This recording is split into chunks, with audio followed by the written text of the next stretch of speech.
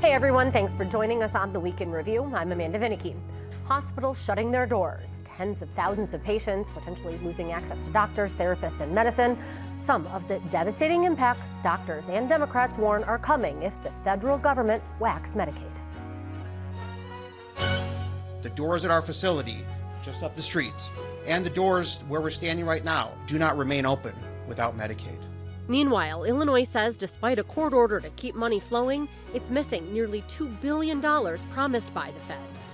They love the chaos because it leaves all of us out here not knowing whether we can even continue a program, and they're hoping that we'll just decide to shut things down for fear of not getting paid. A new world order? 3 years after Russia instigated a war, President Trump disparages the president of Ukraine. Beginning of the war. You're not in a good position. You don't have the the cards right now.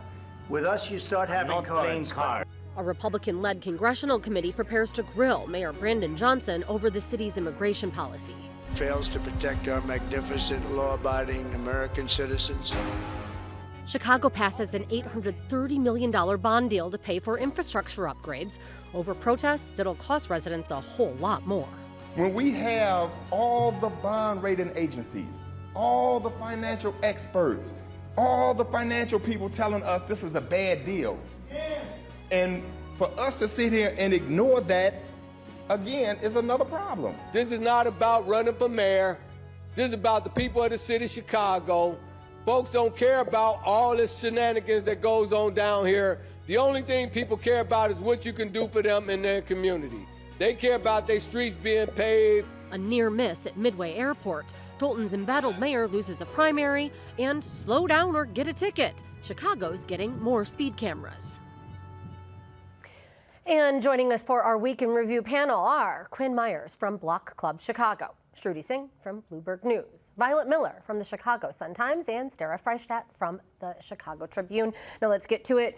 Shruti, nearly 1 in 4 Illinois residents rely on Medicaid. That is the federal and state joint program for people who are either disabled or disadvantaged economically. We heard from Democrats and from doctors about what could happen if the budget resolution that passed the U.S. House becomes reality. Are these true threats, or is this just more partisanship? It's really hard to tell in terms of what's going to happen. One of the things that Governor Pritzker has been saying for weeks now, even before the inauguration, is that he is worried the unpredictable nature of the Trump administration could be a hit on the state budget, as well as items such as Medicaid, which is a big one for the state. One of the things that the state looks at is how much reimbursement it gets from the federal government. For every dollar that the state spends, it gets roughly about 50 cents back from the federal government, which is nothing to sneeze at. So this is something that state officials are looking at closely. The governor was in the city talking today about how devastating the impacts could be. We have to see what's going to happen in terms of the negotiations in D.C.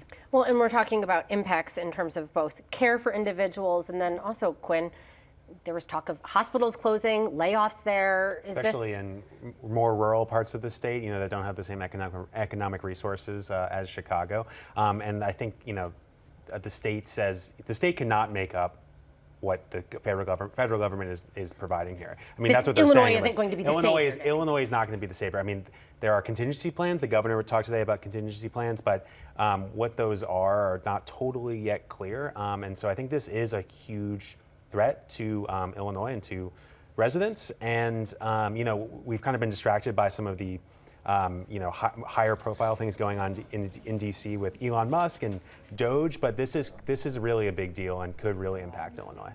Shruti, you wanted to? Yeah, Medicaid is one of the biggest line items for Illinois as well as other states. So the governor has said Illinois, first of all, can't make up for the billions it could potentially lose if there are changes made to Medicaid eligibility or the actual funding. But he's also pointed out that it's not just Illinois, but it's any state in the country would not be able to backfill if the cuts were made. So this is something that we'll be watching because it may not be politically feasible. Republicans might like tax cuts, but when their residents start to hear what is going to happen, there may be a political backlash. Something that we are already seeing, Violet, is that the president's executive order that threatens to strip funding from hospitals and research institutions that perform gender-affirming care for those 19 and under, that has already had an impact in Illinois. How so? Yeah, absolutely. So we've been speaking to families that have had surgeries canceled, appointments canceled, mostly at Lurie Children's Hospital, which has put a pause on surgeries, but also Northwestern and UI Health, which are alleged to have put a pause on surgeries. The verdict is still out because they haven't given statements. So now we're seeing that impact in these young adults, mostly 17 to 19, who are having these surgeries canceled. And if we look at the data, I mean, the Trevor Project did a study last year that showed that 40% of LGBTQ plus kids had considered suicide in the last year. And that number gets a lot closer to 50% when you look at specifically trans kids.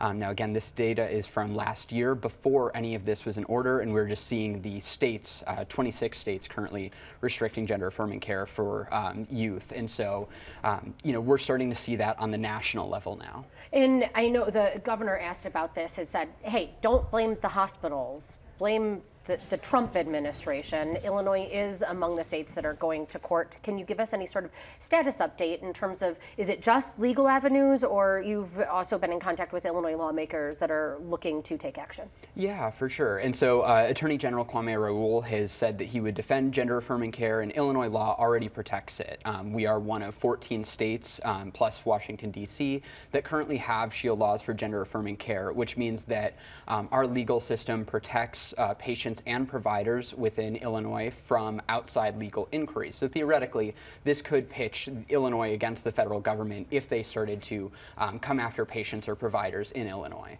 That sort of fight that we're seeing play out as well as Illinois schools decide how they're going to deal with some of the state mandates for teaching, and even against the executive order that seeks to strike diversity, equity, and inclusion from schools that are funded by the federal government, aka all schools. Shruti, before we move on from this, Illinois did take on some healthcare costs that are not covered by the federal government, and that is, of course, starting in 2022 with a program that provided Medicaid-like coverage to undocumented immigrants. A new audit shows that instead of costing about $4 million in its first year, it was like $67 million and a total of $1.6 billion overall.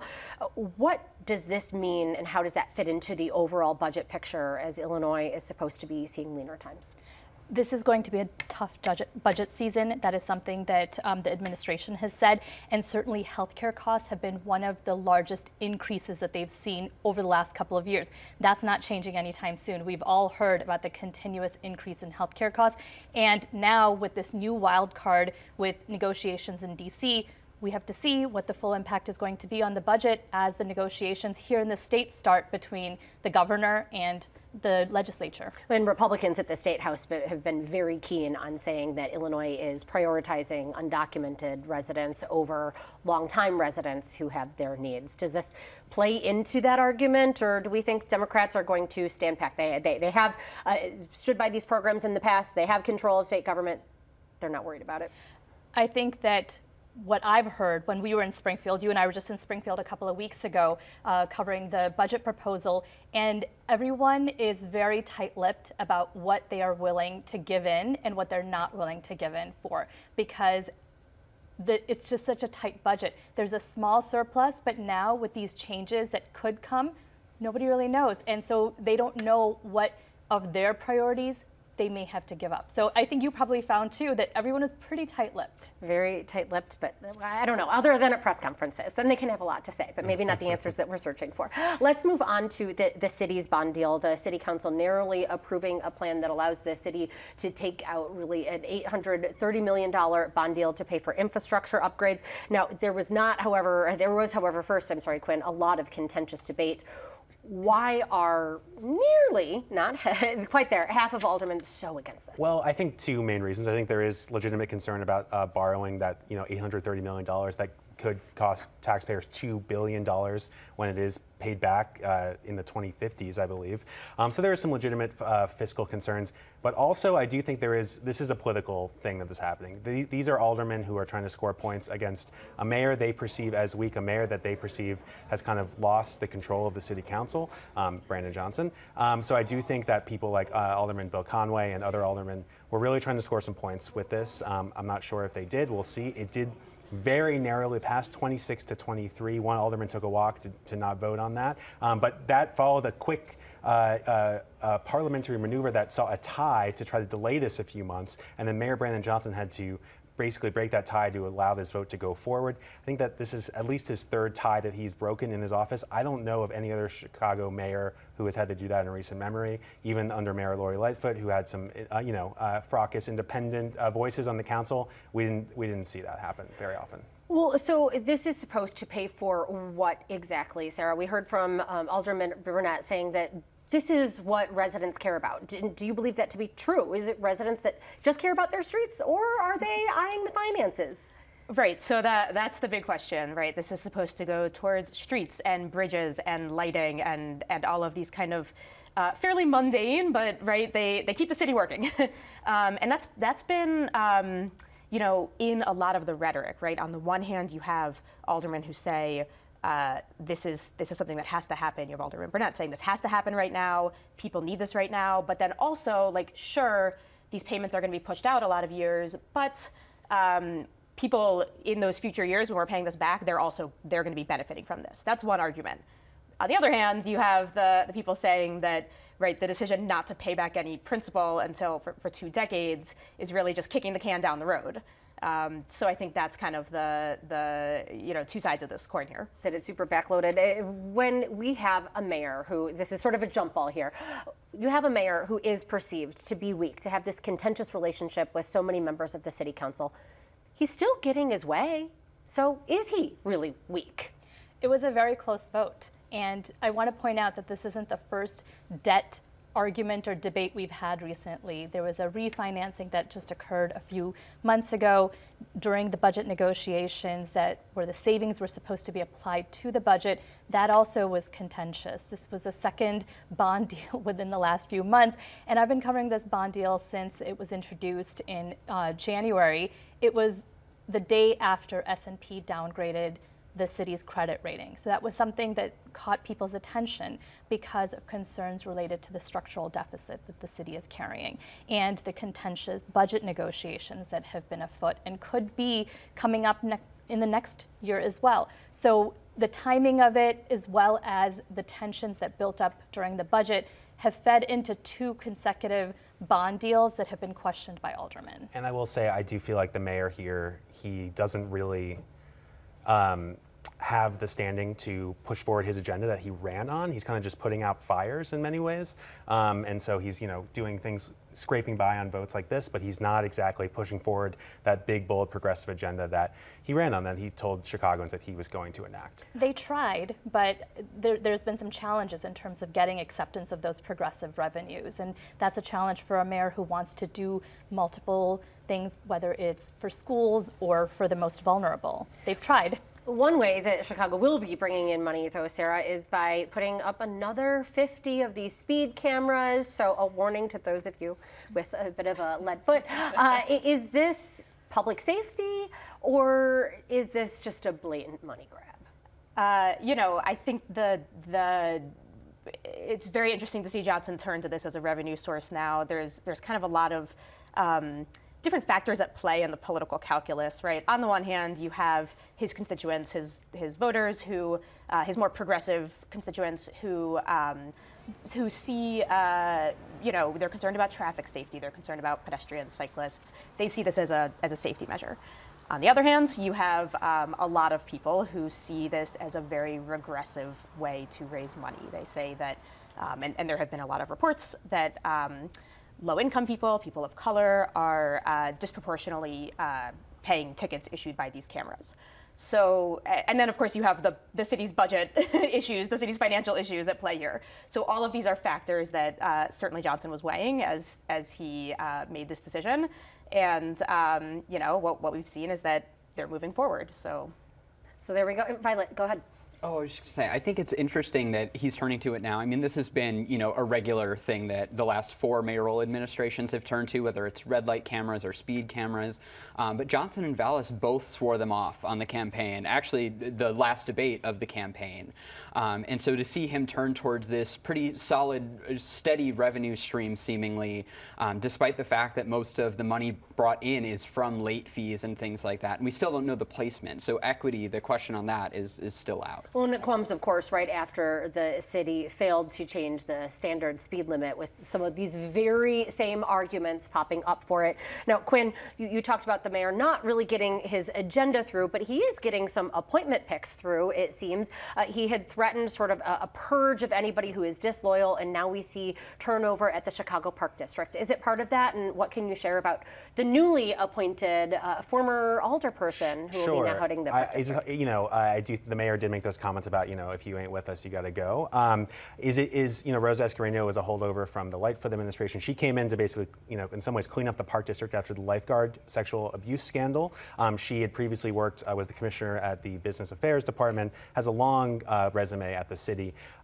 He's only praised her publicly, but, he is now installing a very close ally, Alderman Carlos Ramirez-Rosa, the Logan Square alderman, who is one of the most prominent progressives in Chicago, certainly on the city council. He was the first Democratic socialist to be elected back in 2015, and has definitely sparred and had some tension with mayors and other aldermen. I talked to him on the phone today, and he touted some of his accomplishments. Making Logan Square, preserving it for people against gentrification and adding different bike lanes and things like that.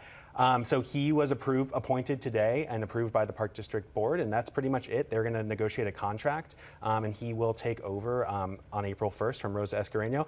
Mayor Johnson will have his first chance to appoint a new alderman. That is now his duty. He's pledging a community-led process. We'll see who that might be. Rumors are kind of looking at Cook County Commissioner Anthony Quezada, who is a close ally aide to Carlos Ramirez-Rosa, but we don't really know yet who could take over the 35th Ward. A lot to be watching here in terms of what is in that contract, how much Ramirez-Rosa will be paid, and then, of course, that pick, as Johnson could very sorely use to have another, at least keep in place, an ally on the city council. Moving to another transportation matter, Sarah, back to you. Thank goodness that it was a near miss, credit to the professionalism of the Southwest flight, but how did a Southwest plane have to abort landing in order to avoid a collision with a jet at Midway Airport? What happened? Yeah, so if you guys have seen the video, which has been widely circulating, it was scary looking, right? A big commercial Southwest jet, almost on the ground, wheels very nearly touching down, and then all of a sudden you just see this small business jet kind of poking out in front of it. Southwest plane, immediately pulls back up. So, the feds are investigating, the FAA, the NTSB, they're still investigating, but the FAA has already said that business jet was on the runway without authorization. And the NTSB chair has been actually more direct. She said that it appeared that the crew of the business jet didn't listen to air traffic control instructions. So how rare though is something like this? And given that we have had this sort of stream, it feels like, of frightening incidents, is this a sign of stress in the system or a one-off? It is. Certainly, the past couple weeks have been a little scary for anyone who has to fly coming up. I took a look at some FAA records related to Midway, and there have been runway kind of incidents in the past where people end up on runways they're not supposed to be on. Planes get too close together, helicopters, vehicles, they all get too close together. It does happen.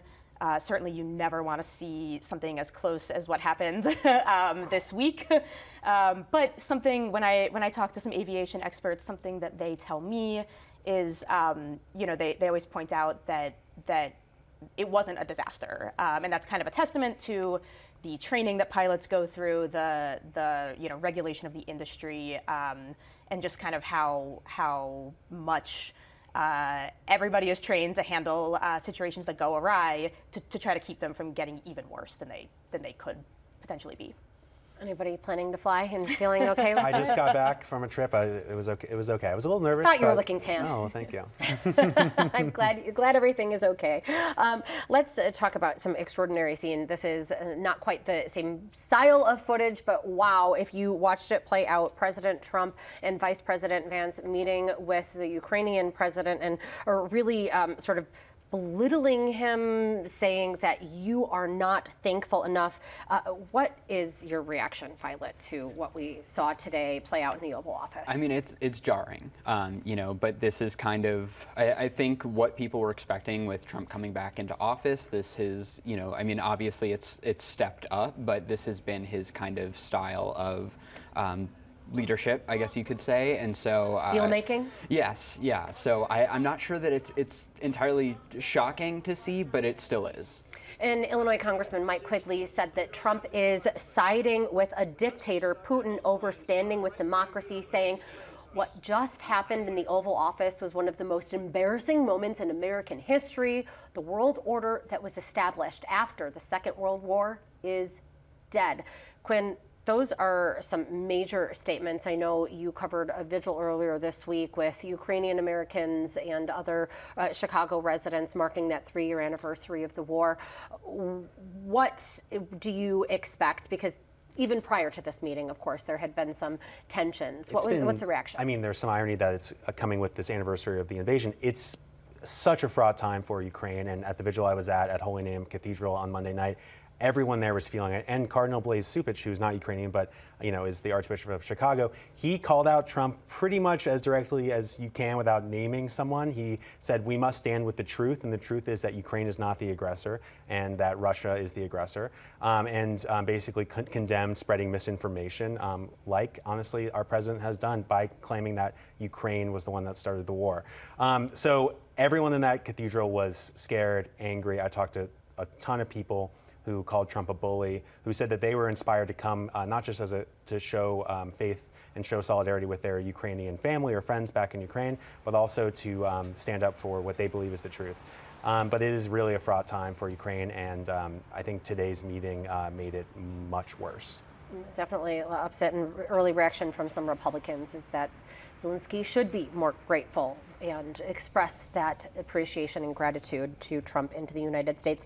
Now, Violet, over to you, because there was an election this week, or at least a primary, and an embattled but very unabashedly public, praising herself mayor, that is Tiffany Henyard of Dolton, lost. What can you share in terms of how she went so quickly from being a beloved and elected mayor to somebody that voters ousted? Yeah, so she actually came into the same situation that her now likely successor was coming into. So she accused Riley Rogers, the former mayor, of mismanaging town funds. She was an 8-year trustee. Jason House is coming into this election in the exact same situation, except he ran on the ticket with Henyard in 2021. Obviously, in that time, we've seen, the allegations, federal probes, different things like that, and a lot has changed in those 4 years. And so we saw a really strong rebuke of her. 88% of the vote went to Jason House versus 12% for her. But an even bigger takeaway is that voter turnout actually increased. There were 80% more voters in this election than when Henyard won with 82% of the vote in 2021. So not only are we seeing a rebuke of this embattled mayor, but we're also seeing a town that's more involved and sees that they have a role in selecting their, future. And just in the brief time that we have left, you were there on election night, and did we hear it all from Henyard? Henyard didn't show up to her own election night party. It was pretty quiet. There was a DJ going, a few people coming in. The food smelled very good. Jason House's election night party had a little bit of a different vibe. It was packed wall to wall, people shouting, singing, watching the results come in on projector. So yeah, very, very different vibes on Tuesday. And Shruti, we have have 30 seconds left, but wanted to quick give a word to former Illinois Governor Jim Edgar, who announced that he's battling pancreatic cancer. Just briefly, what hallmark did he have on Illinois as he continues to fight this and its finances? Well, I think there was, people always talk about the Edgar ramp for pensions. That's a big one in terms of the fiscal matters. And I think he was also one of the governors that really worked across the aisle. That's one of the things that people have always talked about. Republican governor working with Democrats. And fiscal stewardship as well. So we do wish our best, of course, to Governor Edgar. With that, we are out of time. Our thanks to Quinn Myers, Shruti Singh, Violet Miller, and Sarah Freistadt. We will be back to wrap things up right after this. Chicago Tonight is made possible in part by the Alexandra and John Nichols family, the Polk Brothers Foundation. Additional support is provided by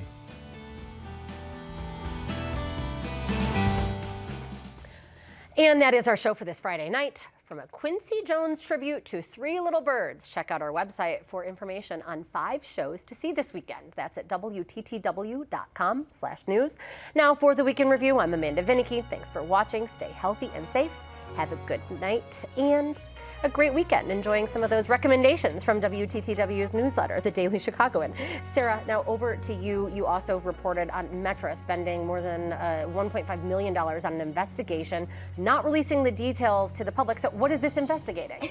Well, that's the million-dollar question, the $1.5 million question. Yeah, you know, we know it was stemmed by some anonymous complaints against the police department, but that's about it. And Metra is refusing to say anything else. They're refusing to release the results. They're citing attorney-client privilege. So we don't know. A lot of questions, and of course, Violet, this is as they are searching for money for the state for all of public transit. Closed captioning is made possible by Robert A. Clifford and Clifford Law Offices, a Chicago personal injury and wrongful death firm that is proud to give back to its community in Chicago and beyond.